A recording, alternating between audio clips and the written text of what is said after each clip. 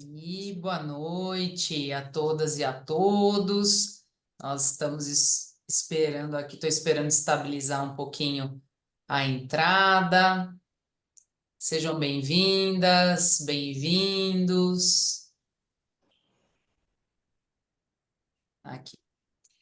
Pessoal, eu costumo sempre fazer uma fala inicial de agradecimento, em respeito ao trabalho que as comissões temáticas desenvolvem. A gente sabe que é um trabalho voluntário, todos se dedicam, né, na medida das suas habilidades, dos seus conhecimentos, e eu costumo dizer que quando a gente consegue até realizar o evento, trazendo de repente a cooperação, né, das comissões, fica mais gratificante ainda, né? Então temos aqui o pessoal da Comissão de Direito da Moda, o pessoal da Comissão de Direito das Famílias e Sucessões. Então, nas pessoas da doutora Paula, da doutora Letícia, da doutora Ludmila e da doutora Rita, eu agradeço a todas e todos que participam, que dão a sua contribuição, que comparecem aos eventos, porque também é o que a gente costuma dizer, né? Se a gente não tivesse o público, o engajamento, né, na participação da comissão, a gente também não teria propósito para a realização, dos eventos, né? Então, esse convergir aqui de possibilidades e de vontades é também muito importante para a realização dos trabalhos das comissões. E agradecer àquele que hoje virá aqui, né, Fernando, na qualidade de palestrante, vai debater aí temas que vão tocar tanto ao direito da moda quanto ao direito das famílias. Agradecer imensamente, Fernando, a sua participação, agradecer por todo o trabalho que você vem desempenhando junto ao Conselho Seccional. Fernando é um dos nossos conselheiros aqui da nossa região de Campinas, nos acompanha aí nas nossas outorgas de carteira, né? Então, agradecer imensamente a vocês, desejar um ótimo evento, eu tenho certeza que vai ser, e realmente que essa troca, de experiências e de discussões seja muito boa para todas e para todos que aqui estão. Muito obrigada, viu? Vou passar a palavra para a doutora Paula. Obrigada, doutora. Boa noite, pessoal. Boa noite a todos. Sejam todos muito bem-vindos a essa reunião em conjunto. É uma alegria estar aqui ao lado da doutora Ludmila, da Comissão de Família. Gostaria de agradecer a doutora Luciana por estar aqui presente essa noite, agradecer pela oportunidade do trabalho da comissão, por sempre apoiar desde a nossa abertura, incentivar e divulgar. Muito obrigada, doutora. Estávamos conversando um pouquinho antes de começar e conversei com a doutora Ludmila e com o doutor Fernando que a gente está tendo a oportunidade hoje de fazer algo que a gente queria fazer já há um tempo, né, doutora Ludmila?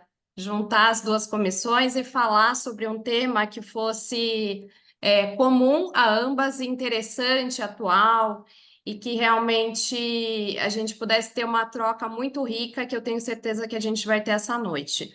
Para quem não me conhece, meu nome é Paula, eu estou como presidente aqui da Comissão de Direito da Moda de Campinas. Doutora Letícia, que está aqui na reunião, também está como vice. Temos muitos membros da nossa comissão aqui. Gosto sempre de, no começo da reunião, falar, isso serve para as comissões aqui representadas, quem quiser participar das reuniões, basta fazer, porque essa pergunta sempre surge, né? Como que eu faço para participar?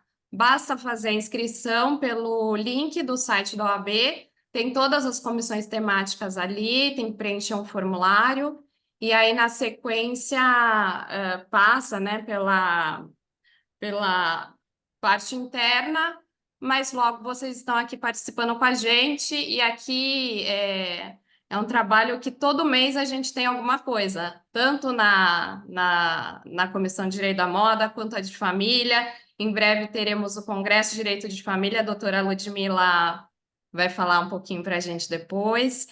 E é isso, fico feliz que aqui junto, tanto Ludmila quanto Fernando e eu estudamos na mesma época, fizemos faculdade juntos, estávamos comentando daquela época, dos estágios, como era bom, como as amizades que vêm daquele tempo realmente são muito ricas e significativas.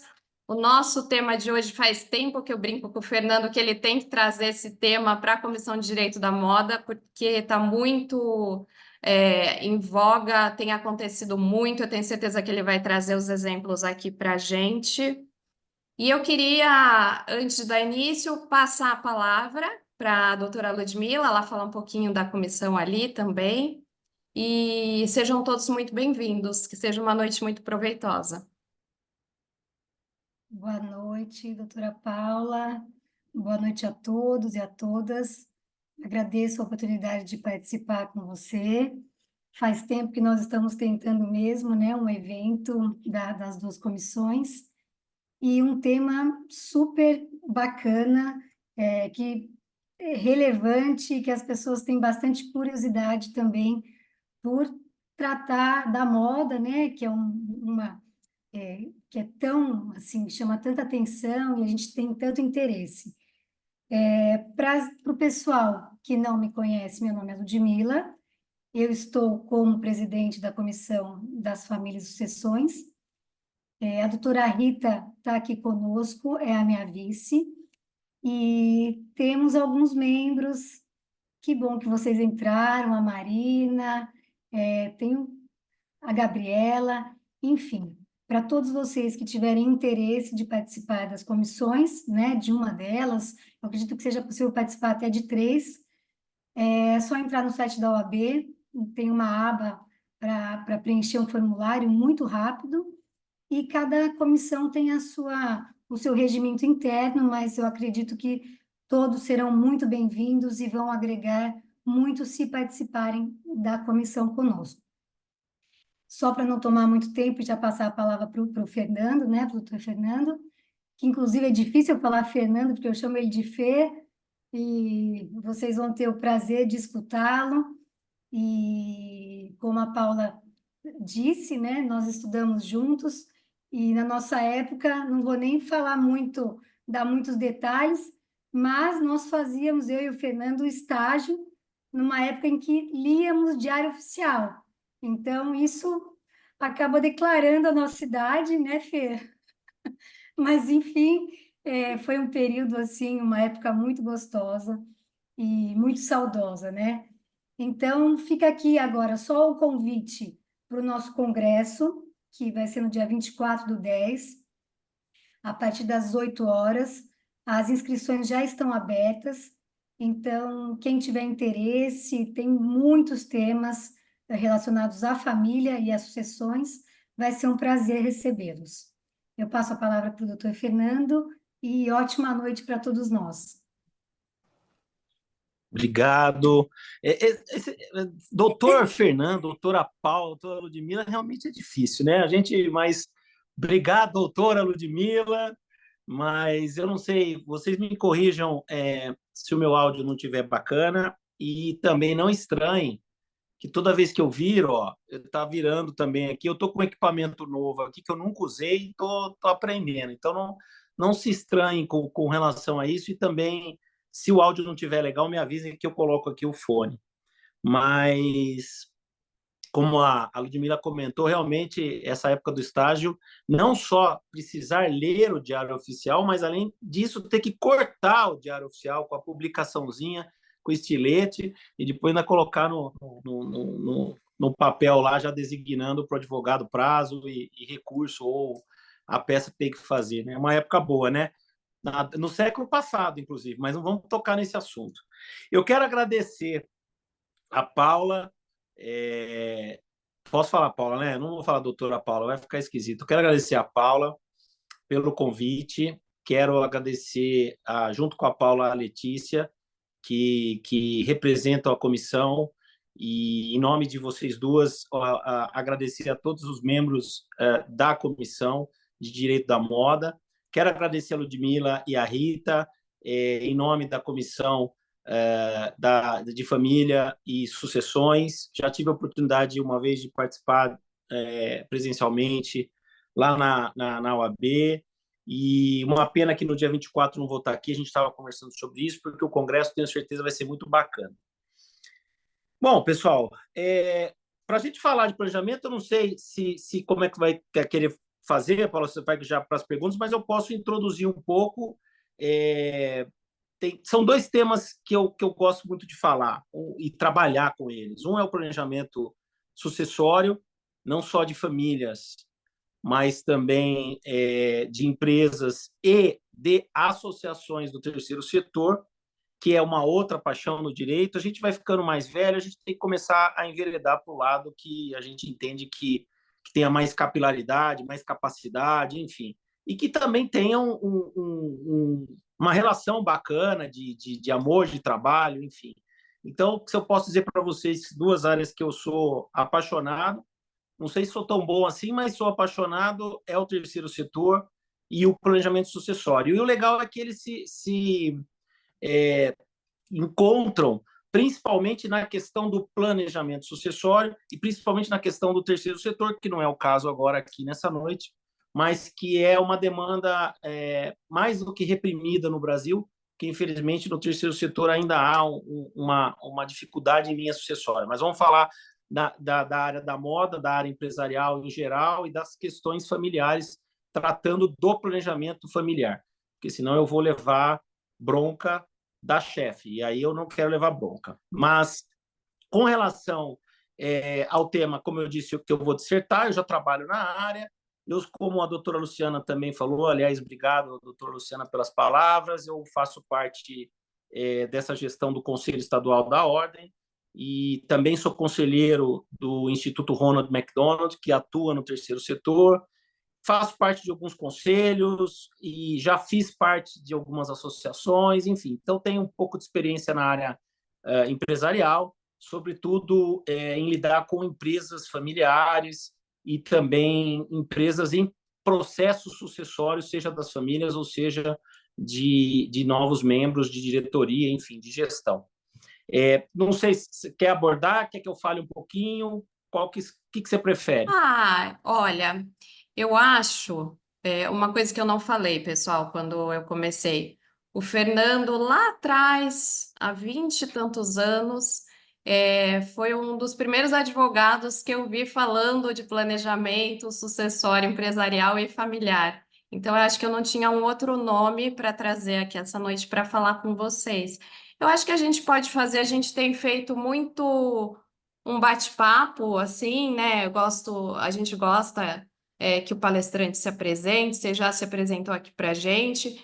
Eu acho que a gente pode ir fazendo por tópicos. Então, assim, acho que nesse primeiro momento, falar como que você acha que nós podemos entender a temática do planejamento sucessório e aí desenrola. E a gente finaliza Legal. com a parte Legal. do direito da moda. Eu só ia falar, a Júlia, que está aqui, Júlia Belloni, vai ser a nossa mediadora das perguntas depois da parte da moda. Então, no Oi, finalzinho, Júlia. a gente guarda esse tema. Então, é Olá. isso. Fique à vontade, Fernando. Legal, legal. Gente, é o seguinte, como funciona então a dinâmica? Eu vou falar de algumas coisas um pouco... são detalhes importantes. Eu vou fazer comentários que talvez possam chocar alguns ou possam até criar umas dúvidas, e a minha razão é que vocês tenham mesmo esse sentimento, porque o meu objetivo nessa noite é levar um pouco de um ponto de vista sobre um tema muito importante, mas que não é uma verdade absoluta, como tudo na vida. Eu acho que tem que haver esse diálogo, e quem sabe até a gente possa iniciá-lo aqui nessa noite, depois de falarmos um pouco sobre o tema. Mas eu quero que vocês entendam que, caso vocês tenham gostado da temática, caso vocês tenham gostado da apresentação, pode me seguir no Instagram, pode mandar elogios, pode seguir no LinkedIn. Agora, se porventura eu tenha falado alguma coisa que vocês não tenham gostado, vocês podem reclamar diretamente com a doutora Paula. Essa temática tem dado certo e vamos manter desse jeito. Gente, quando a gente fala de empresa familiar, é um número que não é muito creio eu que não seja 100% perfeito, mas dentro dos percentuais ele faz muito sentido. No Brasil, se fala que 70% das empresas familiares, 70%, não sobrevive até a segunda geração. Dos 30% que sobrevivem à segunda geração, dizem os números que 10% ou um pouco mais de 10% chegam à terceira geração. Então, nós estamos diante de um primeiro problema quando a gente fala de empresa familiar. E o planejamento sucessório se enquadra nesse tema e ele pode ser abordado de várias maneiras. Quando a Paula comentou que eu falo desse tema há 20 anos atrás, 24 anos atrás, se tinha iniciado no Brasil um processo de formação da pessoa jurídica, que o pessoal normalmente chama de holding, e esse processo até hoje virou que meio que um produto jurídico, uma moda jurídica muito incentivada por parte de alguns profissionais, o que eu particularmente gosto e acho que faz muito sentido. Entretanto, vocês, que eu não sei se todos são advogados, se todos atuam na área do direito de família, se todos atuam na área do planejamento sucessório, mas muitas vezes a tal da holding, ou a pessoa jurídica, ou a empresa de administração de bens próprios, enfim, seja o enquadramento que cada um a determina, até porque alguns doutrinadores e alguns juristas são contrários ao termo holding, mas isso é tema lá para o Congresso que a Ludmila vai fazer, porque demanda muito tempo só para a gente discutir essa questão. Mas o fato é que quando a gente fala da holding, muitas vezes as pessoas não estão buscando um planejamento sucessório. Elas estão inicialmente buscando a redução de tributos. Então, é muito comum as pessoas buscarem constituir uma holding e o cliente falar para o advogado: doutor, eu quero pagar menos imposto. E, normalmente, a gente está falando de conglomerado de imóveis, a pessoa tem a receita da locação e, obviamente, a mudança para holding administradora de bens próprios, vai haver uma redução tributária. E por que eu digo isso? Porque isso é planejamento tributário, isso não é planejamento sucessório. E existe uma diferença grande entre essas duas doutrinas e vertentes do direito. É bem verdade que quando você busca fazer a holding ou a pessoa jurídica e colocar os filhos, enfim, colocar toda a família como cotistas, como sócios, você, em um determinado momento, vai ter lá na questão sucessória, no inventário, você vai ter lá alguns benefícios com relação à troca de cotas, que isso também não vem ao caso nessa noite.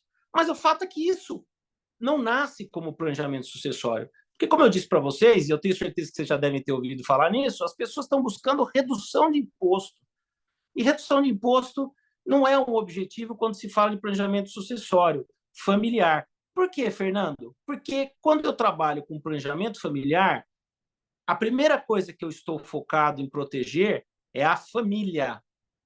E a segunda é o patrimônio. E eu entendo que o planejamento tributário tem um pouco de ao contrário disso aí. Ele está pretendendo proteger o patrimônio e depois a família. Mas qual que é a diferença? A diferença já está dita. Quando a gente coloca a família em primeiro lugar, nem sempre a holding é o melhor caminho.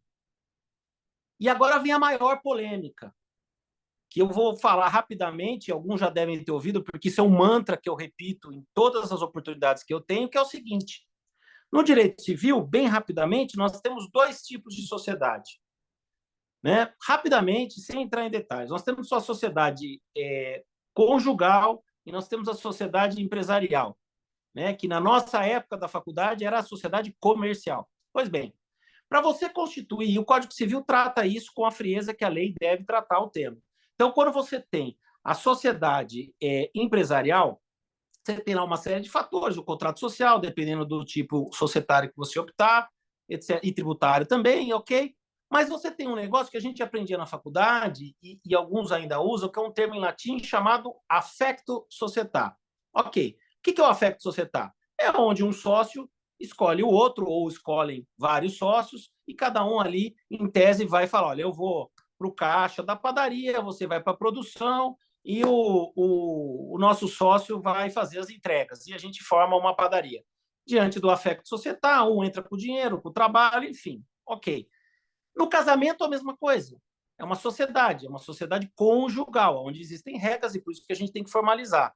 E dentro da sociedade, você também tem os vários tipos de sociedade que você pode escolher o tal regime de casamento. Ok. E como é que a gente casa? A gente casa uma pessoa com outra pessoa que se escolhem com objetivos em comum. Ter filhos, constituir patrimônio, viver juntos, enfim. Não vem ao caso também, mas é o quê? A escolha de duas pessoas e que vão constituir algo juntos. Ok. Podemos dizer, então, que estamos falando também de um affectus societatis para o casamento, certo? Ok. Pois bem, quando a gente volta para o assunto holding e quando a gente volta para o assunto colocar todos na sociedade, a minha pergunta sempre é a seguinte: aonde está o affectus societatis na sociedade entre irmãos? Certo? Ok.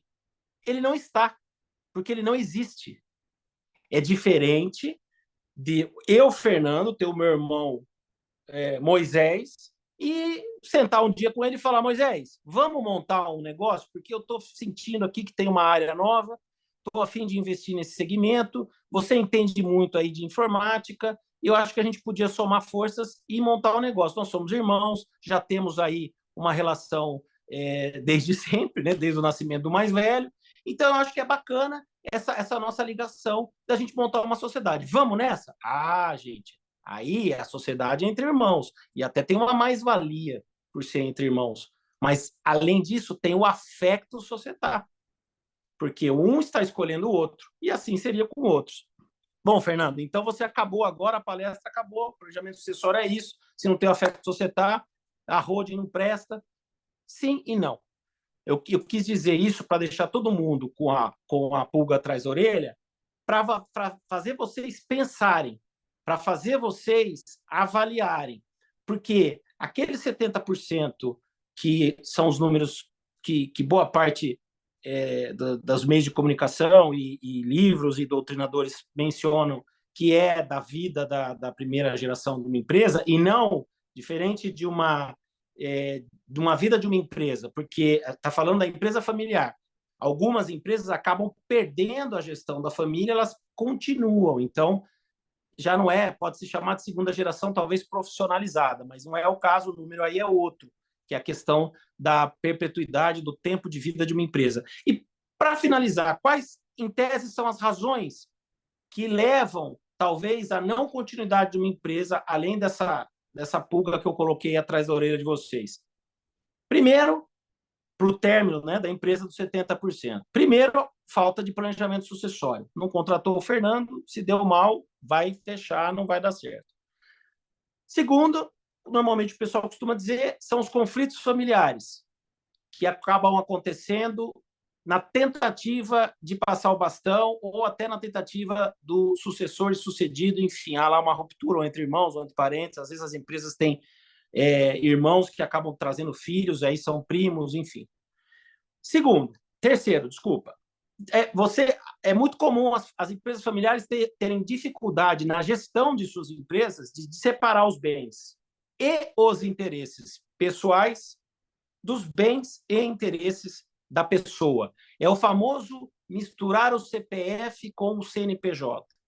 Há uma confusão dentro da empresa, onde você não consegue visualizar o CPF e o CNPJ. Fica tudo muito escuro, tudo muito misturado, seja na parte financeira e seja na parte dos próprios interesses. Por exemplo, Fernando, qual o interesse nesse caso? É uma empresa X que atua numa área de atuação Y, vai fazer um investimento, compra um apartamento na Riviera.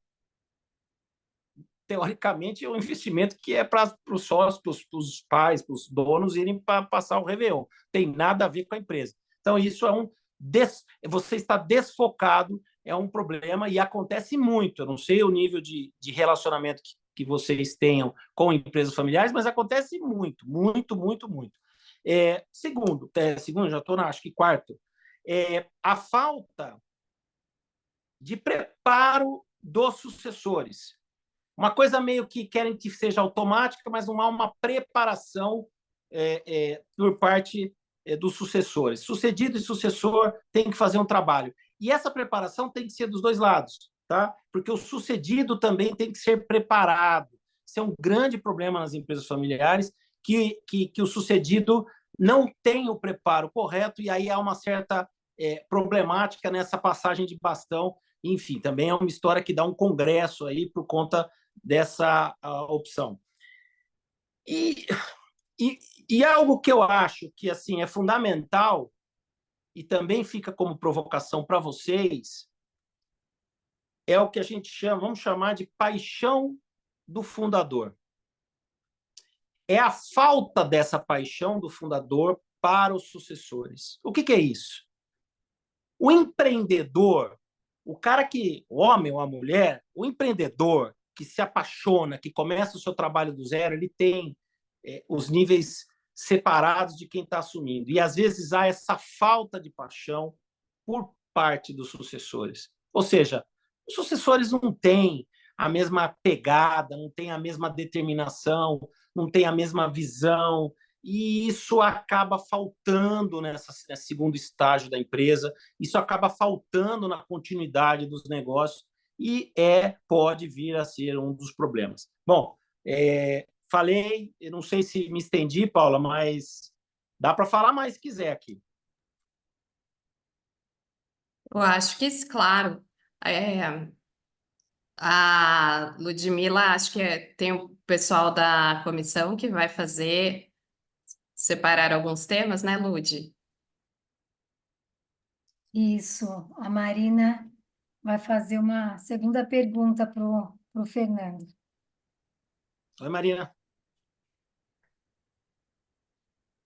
Está sem áudio. Como eu coloquei agora, desculpa, gente. Boa noite, gente, tudo bom? Boa noite, doutor Fernando, tudo bem? Boa noite. Um prazer ouvi-lo. Prazer é meu. Obrigado. A pergunta que eu tenho é se existe algum modelo a ser seguido quando a gente fala de planejamento sucessório. Então, não tem modelo, tá? Isso é muito bacana no planejamento sucessório, e fiquem atentos a isso. Não há modelo. É muito pessoal, cada família tem suas particularidades, e dificilmente a gente consegue seguir um modelo, algo padronizado. Não há, tá? Por quê? Porque algumas famílias... bom, depende até dos números de filhos, aonde os filhos estão, porque algumas famílias têm 3, 4, tem mais de um filho, que um está na operação, o outro não está, ou os outros não estão, outros estão fora do país, outros atuam em áreas diferentes. Então, a família tem uma empresa de metalurgia, na área da metalurgia, e um filho trabalha lá, mas o outro é médico, a outra filha é veterinária. Então, os cenários são diferentes. E, às vezes, nenhum dos filhos tem até sequer interesse de dar continuidade nos negócios da família, o que, no meu ponto de vista, particularmente, é absolutamente natural. Né? Não há obrigatoriedade. Lembre-se sempre do affectus societatis que eu falei, lembre-se sempre disso, que é um mantra mesmo, tá? É um mantra. Então, não tem. O que tem, que você pode tentar implementar, é um certo procedimento. Eu tenho, pessoalmente, uma forma de trabalhar onde eu converso muito com as oportunidades que eu tenho de conversar com o sucessor que me contrata, o sucedido, desculpa, que me contrata, o sucessor que está fazendo parte, e as conversas são em conjunto, separadamente, que aí tem outras particularidades, alguns já estão casados com filhos, outros ainda são mais jovens, então, alguns até menores de idade, então, com as esposas e maridos, enfim, eu tenho que conversar com todos, porque eu faço uma espécie de mapa, eu faço um desenho, literalmente um quadro, onde eu coloco todos os personagens e começo ali a analisar algumas viabilidades de alguns caminhos que eu posso propor para o planejamento sair aí e ter êxito, tá? Então, assim, não há nada assim, tem que pegar isso, fazer aquilo, não tem, e é muito difícil de fazer, tá? São casos separados, e muito pessoais, é um trabalho bem personificado. Bom, Fê, tomando esse gancho, eu tenho uma amiga que também trabalha com planejamento e ela sempre fala uma frase que me marcou, que o planejamento é como se fosse um terno sob medida. Quando você vai no alfaiate, e cada família é um projeto, né? É uma operação que, assim, você tem que conhecer os familiares, esse histórico, aquele que tem mais afinidade com isso, aquele que não tem, quais as questões existenciais daquela família, para depois traçar um projeto e ver se isso vai adiante, né? Então, em quais circunstâncias você acha que é recomendado fazer, se, por exemplo, você tem um determinado cliente que tem uma empresa familiar e você tem o contato com. Você já, de antemão, você já fala, nossa, essa família aqui seria interessante fazer um planejamento, porque tem, para deixar tudo, assim, essa questão do percentual, né? Ver se a gente sai da primeira para a segunda, da segunda para a terceira geração, para ver se isso realmente se fica constituído, se fortalece. Ó, a gente tem uma situação interessante. Primeiro, a gente tem que avaliar o caso concreto. A gente está falando nessa noite, pessoal, de planejamento sucessório em tese de empresas. Então, a gente está falando que há uma empresa. Porque quando a gente fala de famílias em geral, a gente tem que pegar todo o patrimônio. E, às vezes, o patrimônio é constituído de empresa e de bens. Né? E esses bens, alguns são líquidos e outros são empregados em imóveis, então o que a gente chama de ativo imobilizado ou de bens imobilizados. Quando a gente fala de um espectro maior de patrimônio, a visão, e realmente, como você falou, é um terno sob medida, não só o terno, a camisa, as meias, tudo. O equipamento completo é totalmente sob medida. Se a gente falar num cenário de empresa, né, exatamente de uma empresa, a gente tem a concepção de avaliar se os herdeiros, ou um herdeiro, ou todos estão na operação, ou se eles estão viavelmente escalados para a operação, por exemplo. E é muito comum você ter famílias que os filhos ainda não estão na empresa, eles não estão trabalhando na empresa, mas de uma certa maneira eles estão trabalhando em empresas paradigmas ou concorrentes ou empresas similares à empresa do pai ou do avô, mas normalmente é do pai.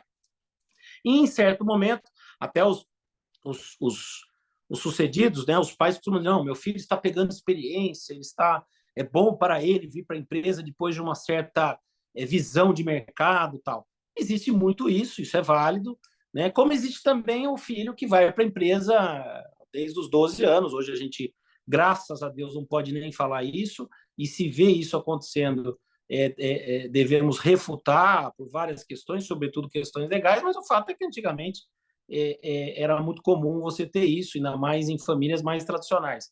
Mas que seja com 16 anos ou com 17, enfim, aí você tem uma carreira toda direcionada, e é comum também você pegar os filhos com 30, 40, 50 anos que estão na empresa desde sempre, né? Que a carteira de trabalho só tem esse emprego ou essa empresa e foi seguindo, galgando o seu caminho dentro da empresa. Que aí tem outra particularidade. Muitos galgam esse caminho com muito trabalho e com muita competência.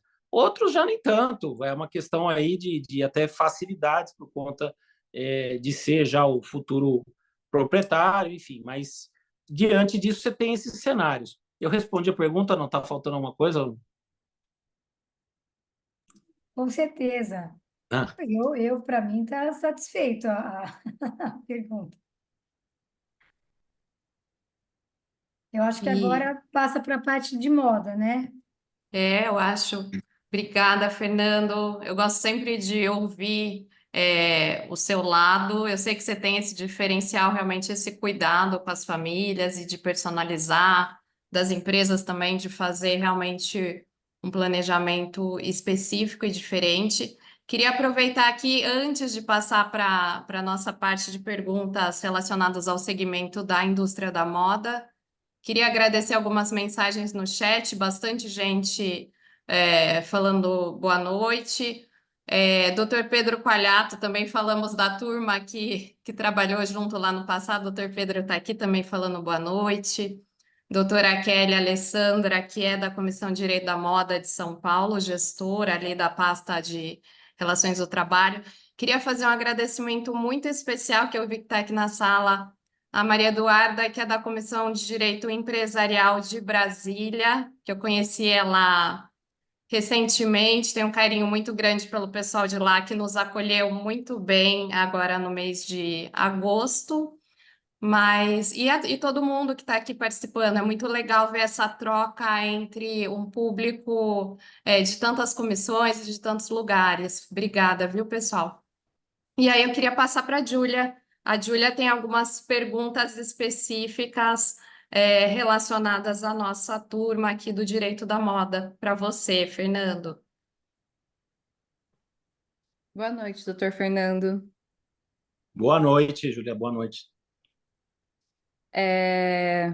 Diante de tudo isso que o doutor falou, você acredita que existe alguma diferença no planejamento sucessório de empresas dentro do segmento da moda? Alguma particularidade específica? Existe. Eu acho que sim. Todos os segmentos têm as suas particularidades, né? Eu acho que também é outro ponto importante para que todos entendam que naquela conjuntura de cada caso é um caso, e do terno, como a Ludmila falou, do paletó, ou do terno completo, ser sob medida, o segmento da moda não foge a essa linha, né? E a moda, o segmento da moda, ele tem particularidades interessantes. Por exemplo, ele tem uma pessoalidade com os fundadores muito forte, mas muito forte. Praticamente, olha, eu não sou do segmento da moda e posso até estar cometendo, você tem muitos membros aqui da comissão, a Paula, a Letícia, enfim, vocês podem até me corrigir. Mas a indústria da moda, o segmento da moda no mundo inteiro, ele é muito personificado. Existe sempre um fundador, um criador, né? Não só do design, mas da ideia do empreendedorismo em si. Então, isso já é uma diferença. Mas como assim uma diferença? O empreendedor que investiu numa loja de carros, por exemplo, ele também é o desejo dele, sim. Mas não, raramente tem a ver com a figura dele, a criação dele. Ele está pegando um produto e está vendendo. A loja pode até ter o nome dele. Mas no segmento da moda, não. No segmento da moda, você tem o trabalho da pessoa, que normalmente ele é manual, né? Que é a criação da pessoa. Então, ele tem essa particularidade. Por que eu digo isso? Porque são particularidades como essa na moda e outras em outros segmentos que a gente tem que se atentar quando faz o planejamento. E tem que se atentar porque é mais, eu não digo de dificuldade, mas é mais um desafio para os herdeiros, né? Porque os herdeiros, em tese, eles têm que ter essa espécie de dom também, né? Ou essa característica também. Eu vou dar um exemplo que vocês vão entender, acredito eu, o que eu estou querendo dizer, e não vão esquecer. O jogador de futebol. Quantos jogadores de futebol, filhos de jogadores de futebol, vocês veem tendo sucesso? Porque é um pouco dessa particularidade do talento, é um pouco dessa particularidade da área de atuação. E é assim em outras áreas. Estou falando do esporte, por exemplo, a Fórmula 1. Né? Quantos filhos de pilotos de Fórmula 1 tentaram até e não conseguiram alcançar a mesma coisa que os filhos? E na moda é a mesma coisa. Você tem grandes estilistas, por exemplo. Você tem grandes criadores e que têm uma capacidade e, às vezes, a segunda geração não tem. É bem verdade que eles têm outras capacidades e muitas vezes eles mantêm os negócios em gerações subsequentes até. Mas isso vai diminuindo. E o mais bacana, pessoal, que eu acho de falar isso, é que está tudo bem. Não tem problema. E eu acho que o planejador, o advogado, a pessoa que está auxiliando as famílias tem que deixar isso claro. Quantas vezes eu falo para os herdeiros, não tem problema se você não gosta de engenharia, porque o seu pai montou uma empresa de metalúrgica e você não gosta de engenharia, você gosta de arquitetura. Bom, arquitetura tem um pouco a ver, mas que seja outra coisa, matemática. Mas assim, está tudo bem, gente, não há problema. É isso que tem que ser trabalhado. Né? Um problema específico, quando eu falo de sucessão, que também não é o caso, mas rapidinho, só para vocês terem uma ideia, que é bacana compartilhar, é a medicina. Não sei se vocês sabem, mas a medicina sofre muito, porque para ser médico é difícil. Então, quantas vezes eu já me deparei com famílias de médicos, pai, mãe, avô, enfim. E o filho ou a filha, ou os filhos, acabaram indo para a medicina. E medicina não é um curso que você faz e desiste. Primeiro que já é difícil pra caramba para você ingressar na faculdade de medicina. Então, você fica lá 2, 3, 4 anos. Meu, quem fica estudando todo esse tempo já não se dá o direito de desistir. Aí você entra na faculdade. A faculdade de medicina não é uma faculdade fácil, não é uma faculdade que você consegue ir levando. Tanto que muitos ficam 6, 7, 8 anos até antes da fase de residência.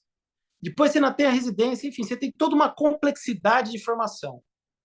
A pessoa se vê depois de 10 anos de muito trabalho médico. Mas acreditem, tem muitos médicos que não queriam ser médicos, que queriam ser arquitetos. Então, é esse o trabalho que eu gosto de fazer e é isso que eu gosto de disseminar. Calma, você não precisa escolher isso. Vou voltar para o assunto da moda, não é medicina? Então, é a mesma coisa na moda. E essa pressão sobre os herdeiros é muito complicada. Falei bastante, desculpa, Júlia. Imagina, foi ótima a fala do doutor. Além disso, você poderia nos dar um exemplo de sucessão dentro do segmento da moda? Posso dar um exemplo, posso dar alguns exemplos, brasileiros e estrangeiros. Ó, Perfeito. nós temos casos bacanas, inclusive. Eu vou falar os casos bacanas, depois eu vou falar uma particularidade. Nós temos a Fendi. A Fendi, ela tem uma transmissão de gerações já bem consolidada. Inclusive, eles estão, se não lançaram, vão lançar uma linha de perfumes muito bacana. Achei isso muito legal. Eles estão pegando características dos familiares antepassados que participaram da história da Fendi e eles lançaram perfumes com fragrâncias específicas para cada um dos membros da família. E eu achei isso muito bacana, muito legal. E isso gerou ou está gerando, né, uma competição saudável entre os herdeiros, porque eles estão querendo saber qual dos perfumes vai fazer mais sucesso, né? Então, tá bem interessante. A Fendi é um caso.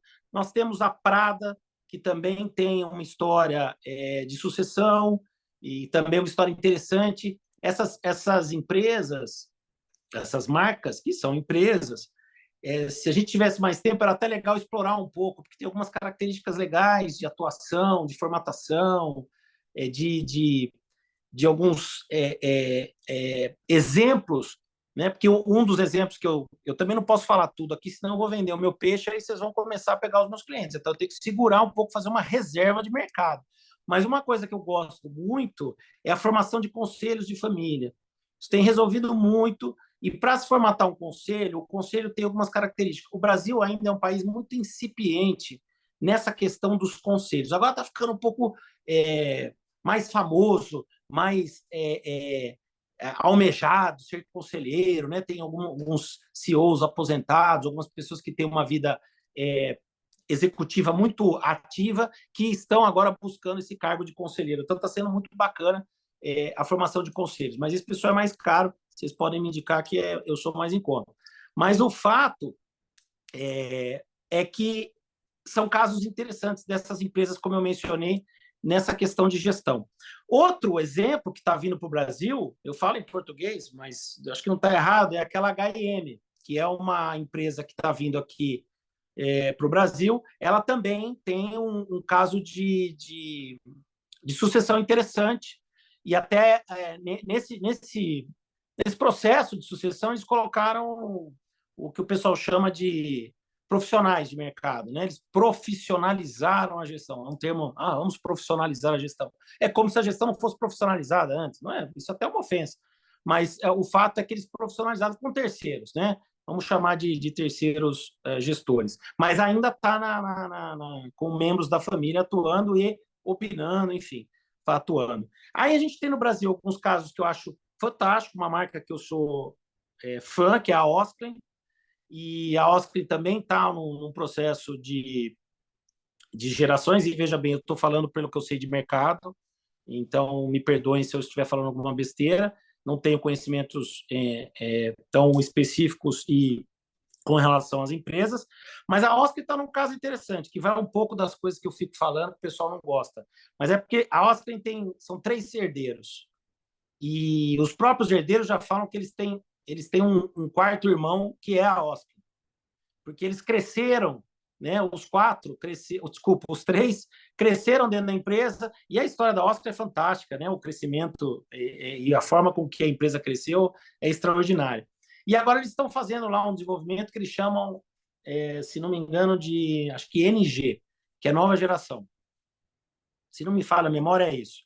E eles estão lá com um projeto de uma coleção chamada NG, que é da nova geração, e a nova geração, os filhos estão buscando peças da década de 80, a Osklen também, salvo o melhor juízo, é de 84, 86, enfim, é da década de 80, e eles estão buscando peças e designs daquela época para fazer uma espécie retrô, aí, produtos retrô, contando um pouco da história. E aí tem os filhos, mas olha só que interessante, pessoal, é uma geração que os filhos ainda não... Eu não sei se uma das filhas já casou, eu acho que não, está com o namorado, enfim. Nesse burburinho todo, até o namorado ou a namorada de alguém está participando desse processo todo. Se vai dar certo ou errado, eu não quero rogar praga e não quero desejar o mal. Pelo contrário, eu sou fã da marca. Mas começa aquela coisa de você inserir todo mundo. Mas o fato é que está indo, e eu desejo que vá muito bem e que eles consigam dar seguimento. Aí você tem uma empresa conhecida no Brasil, que inclusive poucas pessoas sabem que é brasileira, que é no segmento de joia, por exemplo, que é a H-Stern. A H-Stern tem um caso de transmissão para o sucessor muito bom, muito positivo, porque o herdeiro que assumiu, e salvo melhor juízo, ainda está no comando, se não está, acho que ele ia passar para um outro CEO aí também, terceiro, mas o fato é que ele inovou, a H-Stern deu um salto significativo, e isso é muito legal, pessoal. Quando você pega a segunda geração, que implementa algo na empresa e dá um super salto, isso é muito legal, porque de um lado, se a gente tem talvez herdeiros que não seriam um caso para estar atuando na empresa, por outro, a gente tem realmente paixões ardentes das pessoas quererem seguir os passos, enfim, também é um tema legal que eu costumo dizer, porque tem uma parte psicológica do herdeiro, da herdeira, que é querer fazer melhor que o pai ou que a mãe, enfim, também é caso de uma outra palestra para um congresso que dá para falar só desse cuidado que nós temos que tomar com os herdeiros.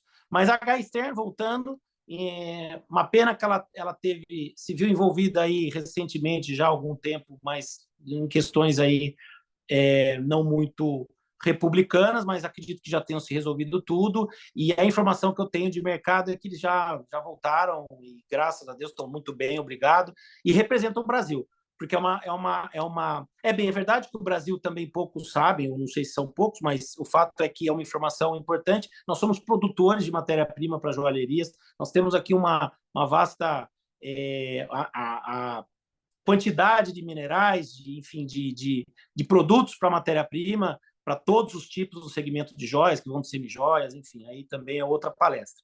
E tem também a Arezzo, que talvez seja muito conhecida recentemente, até houve o lançamento de livro, aí eu não vou, depois a Paula até conta, e também houve uma certa exposição, e também algumas empresas têm ido até a Bolsa, e por conta disso tem compartilhado com a sociedade local um pouco das suas histórias, até para incentivar o IPO, né? A abertura para o mercado e, consequentemente, ter uma valoração bacana das ações. Agora, voltando para a provocação, vou só voltar para a provocação, depois não sei se tem mais perguntas. Uma provocação nesse universo do planejamento sucessório, como eu falei para vocês. Também vou falar, não sei se está errado, é a LVMH, né? Fala assim, Paula, LVMH. Eu gosto de falar Louis Vuitton, mas... O problema é que eles têm mais de 70 marcas. Do francês chamado Bernard Arnault, acho que é Bernard Arnault. Bom, olha só, pessoal. E vejam, tirem vocês as conclusões de vocês, se o planejamento está bom, se está ruim. Eu não estou aqui para opinar sobre isso, até porque eu não fui contratado também por eles, uma pena. Mas também tivesse, não sei falar francês, acho que não seria um bom profissional. Mas o fato é que, olha o que o Bernard Arnault fez. Ele tem 5 filhos. Também peço desculpas, são 4 ou são 5, mas acho que são 5, 2 do primeiro casamento, 3 do segundo.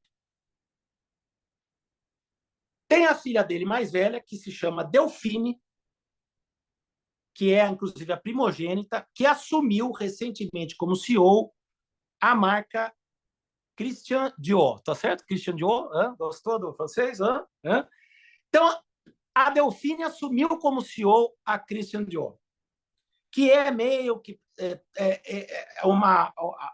a esmeralda, a mais relucente de tudo para o Bernard Arnault, e inclusive foi, salvo o melhor juízo também, a primeira empresa que ele começou a comprar. Ele saiu comprando tudo e todos, né? Tag Heuer, Bulgari, enfim, ele tem uma infinidade de marcas, né?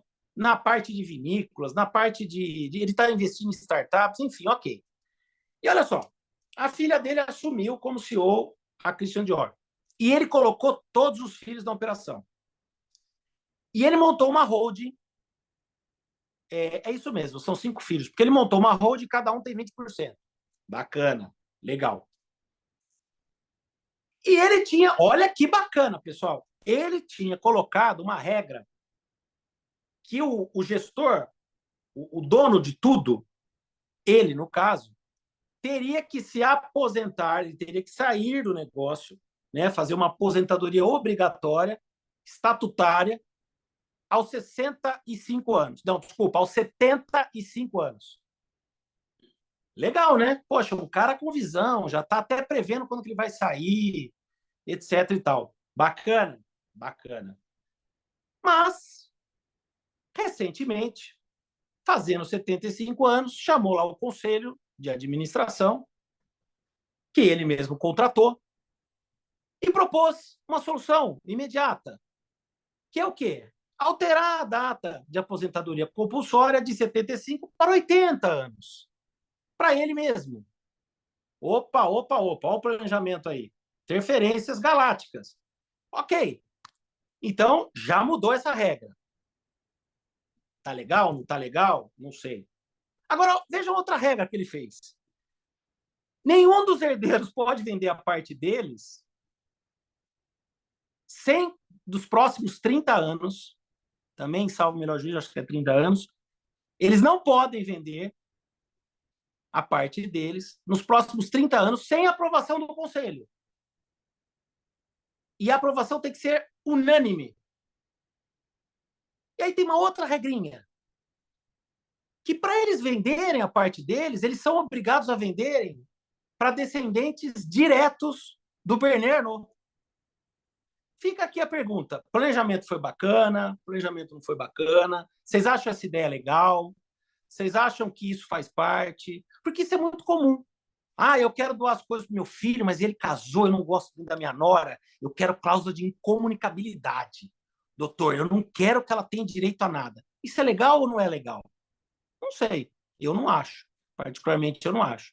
Até porque a gente tem que se lembrar de algo que eu não sei se todo mundo sabe. Todos vamos morrer. Então, não adianta ficar com certas querelências ou algumas ideologias que não vai levar a nada e que, no final, pode até destruir sua família. E por que eu digo isso? Porque vocês não acham que ele é uma prisão dos herdeiros? Quer dizer, eu sou herdeiro, eu não quero nada disso, e eu não posso vender, e se eu vender, eu tenho que vender para algum parente meu. E onde está a formação de preço disso? Entende, pessoal, o desafio que é? Mas, enfim, a Louis Vuitton, ou a LVMH, WWW, dá para ficar falando uma noite inteira também, porque tem várias particularidades, inclusive de gestão. Mas falei tudo da moda? Não, tem mais aqui. Eu posso falar até amanhã aqui. Fê, só para colocar um ponto, não sei se que eu acabei pensando nisso que você falou. Nesse caso, para mim, o planejamento sucessório ele tem que, de certa forma, agradar os herdeiros também, tem que ir de encontro aos interesses deles também. E essas regras impostas, eu acho que ultrapassa a autonomia da vontade privada e vira um autoritarismo. Nesse caso, para mim, acaba não sendo o terno no alfaiate, pensando em todos os componentes, familiares. Uma coisa é você querer proteger e, assim, prolongar essa marca, ou essa empresa, para que ela não seja dilapidada. Agora, eu não sei se deve ser muito tênue, né, essas cláusulas, porque se você passar um pouco do limite, ela vira uma imposição e realmente coloca os herdeiros numa prisão. Vira. Não, e assim, aí não tem planejamento, né? Assim, a gente não tem planejamento quando fala disso, e é muito comum. Eu sempre pergunto, até lá na palestra da OAB, eu não sei se você vai se lembrar, que a gente estava falando de planejamento e tal, e bababá, e eu falei, escuta, alguém perguntou pro herdeiro se ele quer? Porque o pessoal vem com todo o planejamento, nós vamos fazer holding, nós vamos fazer isso aqui, bababá. Aí, escuta, tá bom, antes de mais nada, alguém perguntou pro herdeiro se ele quer? Porque a pergunta básica é essa. Você quer? Porque às vezes não quer. Tem herdeiro, gente, que foi para a Amazônia cuidar das árvores e não quer saber. O caso que é muito interessante é da Disney. A Disney tem caso com relação à sucessão, que uma das filhas não se interessou, mas enfim, também não vou falar da Disney para não atrapalhar o tema, mas são casos interessantes. E nesse caso do Bernier Arnault, vem uma outra empresa do segmento de moda, que é a espinha dorsal de tudo isso, que é a Louis Vuitton. Eu sou fã da Louis Vuitton, porque eu gosto muito da história do Louis Vuitton, de como ele começou, como ele foi pobre para Paris, como ele teve a sacada do empreendedorismo de bolar uma mala, que na época o material usado não era um material resistente, o pessoal estava começando nas viagens de navio, e ele desenvolveu uma mala com material mais resistente, essa mala caiu no gosto do pessoal, haja vista que até a própria rainha casada com, acho que Napoleão III, se também bom, dá um desconto que eu também não sou historiador, mas ela comprou a mala ou alguma coisa assim, contratou ele para fazer a mala dela. Então, assim, é uma história super fantástica, super legal, e que na sequência familiar e na sequência de transmissão não aconteceu, não foi tão legal, tanto que o Bernardo não comprou, mas o fato é assim, essa paixão que eu falei para vocês, que o Louis Vuitton tinha. Eu sou muito fã na área da moda, da história do Louis Vuitton, e como outros grandes empreendedores, como eu falei da Oscar no Brasil, são assim modelos que eu acho fantástico e que a gente tem que disseminar de dedicação, de trabalho e logicamente, de planejamento posteriormente. E, gente, planejamento, o seu cliente constituir uma empresa com paixão e conquistar tudo que ele teve na vida com esse trabalho, com paixão, com muito trabalho, dedicação, suor, ela não passar para a segunda geração, por exemplo, não é crime. E tá tudo bem, lembra que eu falei? Tá tudo bem. Às vezes é melhor os filhos e os netos e os bisnetos olharem para uma empresa e falar: aquela empresa lá foi do meu avô, e todo mundo feliz no seu caminho, do que eles estarem presos na empresa, sem paixão, sem vontade, e literalmente encarcerados no Destruírem a sistema. empresa, às vezes ela acaba, né? Exatamente. A empresa pode acabar. Você pode ter, Exatamente. você pode... Por isso que às vezes tem herdeiros que... quando a pessoa ela tem um altruísmo suficiente para falar, olha, eu tenho mais 3 irmãos, mas não é a minha praia, eu vou sair fora, vou manter o meu direito, o meu percentual, mas, pai, sei lá, veja um administrador, alguém que seja competente, que vá gerir, porque eu vou afundar. Agora, às vezes, fica todo mundo lá, só para não largar o osso, e destrói todo um legado, né? Exatamente. Pessoal, é muito legal estudar essa área, porque os códigos civis, eles têm particularidades regionais, né, de cada país, e em alguns casos até regionais, no aspecto, por exemplo, a comunidade europeia, que existe a legislação dos países, mas existe a legislação da comunidade e o direito comunitário, como eles chamam lá, que às vezes até interfere nessas questões. Mas, por exemplo, na França, o Código Civil, que é um código famoso entre nós, até pela história do direito, ele tem regras, por exemplo, que não tem deserdação na França, né?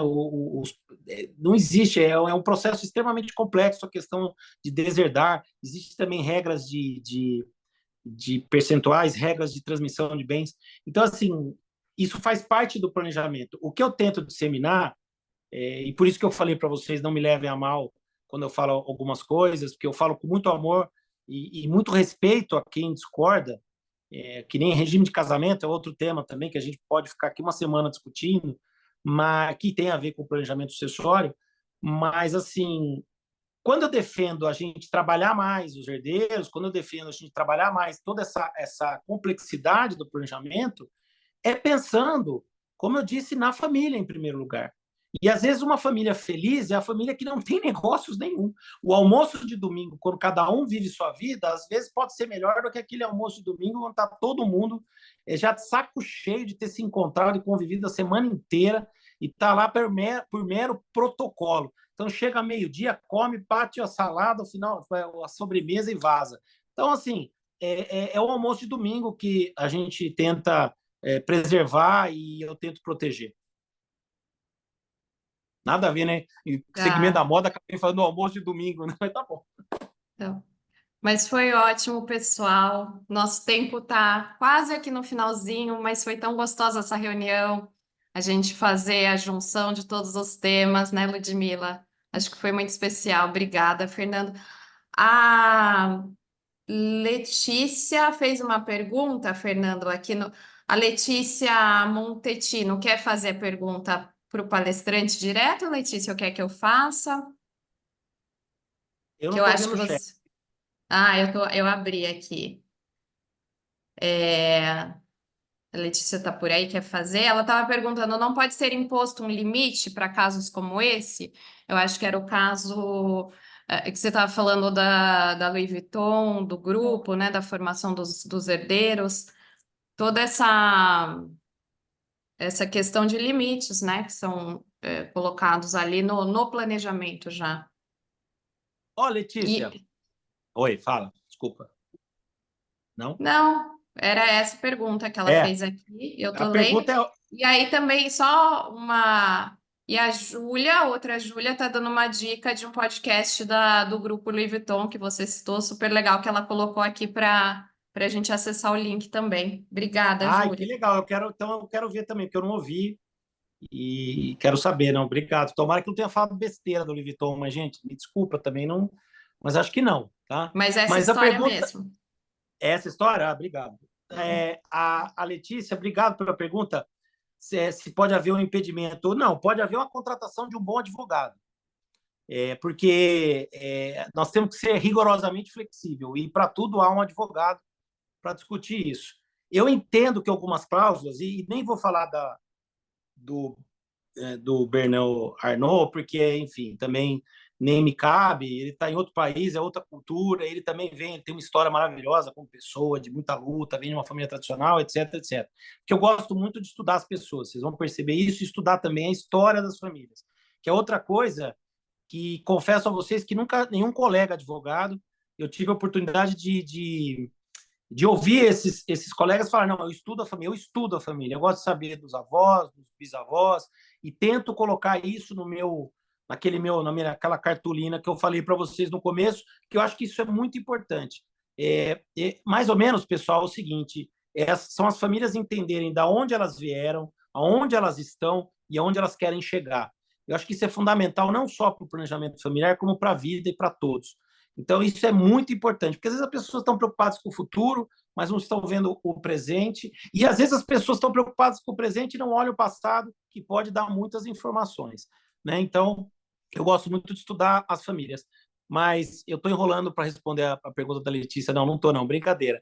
Mas, Letícia, pode sim, mas isso tem que partir por parte dos herdeiros, e tem mais um detalhe, muitas coisas são levadas à justiça, como os contratos, como tudo. A gente leva à justiça e fala, olha, nós temos aqui condições de discutir ou de rediscutir algum tema, alguma coisa. Como a cláusula de incomunicabilidade, por exemplo, que já foi muito mais usada no nosso direito, mas ainda é usada, e nós temos que tomar cuidado, porque muitas vezes a gente tem que ajuizar ações para quebrar essa cláusula de impenhorabilidade, de cláusulas que impedem venda, penhora, enfim, que às vezes a gente tem que cancelar essa cláusula e justificar para o judiciário, para que o juiz nos conceda essa tutela. Muito bom, é isso. Muitos elogios aqui no chat. Depois dá uma olhadinha, Fernando, o pessoal agradecendo bastante a palestra. Obrigado. Foi ótimo o nosso tema. Eu acho que a gente tem que pensar de repente, um próximo evento, né, Ludmila? Juntos, talvez falar de herança digital, tantos temas atuais que envolvem as nossas áreas, e talvez algo presencial vai ser muito bom. O Fernando já está convidado para uma próxima rodada aqui com a gente. Você citou o caso da Arezzo, tem um livro que eu gosto bastante que fala todas essas questões que a gente abordou aqui, traz a história da marca, que eu acho que é muito interessante, e toda a questão do planejamento sucessório que foi feito, que é aquele a cada passo do Anderson Birman, que é o patriarca da família. Se vocês não leram ainda, é muito interessante que ele conta todos os detalhes e conta agora, né, como que os filhos estão gerindo, como que eles fizeram todo o trabalho, os trabalhos sociais que a empresa desenvolve. E é bem interessante, fica uma dica aí de um livro levinho para ler e que trata tudo isso que a gente colocou. E é isso, pessoal. Vou passar aqui para a Ludmila fazer o encerramento também. Todos convidados para o próximo evento. Esse ano, a nossa última reunião aqui da Direito da Moda será no dia 29 de outubro, finalzinho do mês. A gente começa o mês com reunião e encerra. A gente vai falar de compliance, junto a doutora Kelly, que estava aqui na reunião, vai ser uma das palestrantes, vai ser junto com a comissão de compliance daqui da OAB de Campinas. Em breve nós vamos divulgar. Queria muito agradecer a presença de todos, a participação, mais perguntas, né? Eu acho que o Fernando ele pode, se você quiser colocar suas redes sociais, seus contatos aí no chat para o pessoal também, LinkedIn, Deixa para eu ver que eu estou no continuarem. iPad, deixa eu ver se não vai cair. Se cair, mas eu Mas coloco. depois também a gente coloca ali no grupo, nos grupos, né, Ludmila? E No é isso, Instagram pessoal. Vou também. passar para a Lud. Lud, fala de novo do congresso e dos próximos eventos de vocês. Brigadão, viu, Fernando? Foi ótimo. Obrigada. Obrigado você pelo convite. Fiquei muito feliz de estar aqui. Peço desculpas se falei alguma coisa que não tenha agradado, mas como eu já disse, foi de coração. E ó, tá aqui, vou mandar. E elogios vocês, por favor, mandem aqui no Instagram e reclamações para a Paula, para a gente manter essa organização da comissão. Bom, eu muito obrigada pelo convite, Paula. Fê, sempre um prazer participar, estar com você. Pessoal, muito obrigada por ter ficado conosco até agora. O nosso próximo evento é o Congresso, então eu estou focando todas as nossas energias para convidá-los, participem. Inclusive, a doutora Paula vai participar do último painel com o doutor Rolf Madaleno, que vai abordar fraudes societárias no casamento e na união estável. Vai Aquelas ser um prazer. manobras empresariais, então já é mais uma vertente do que a gente está tratando aqui, né? Então, um tema super importante. Conto com a presença de vocês, muito obrigada. Desculpa também ter tomado tempo falando, mas eu vou me envolvendo, vou ficando empolgada também, não consigo ficar sem falar. Muito obrigada, boa noite a todos.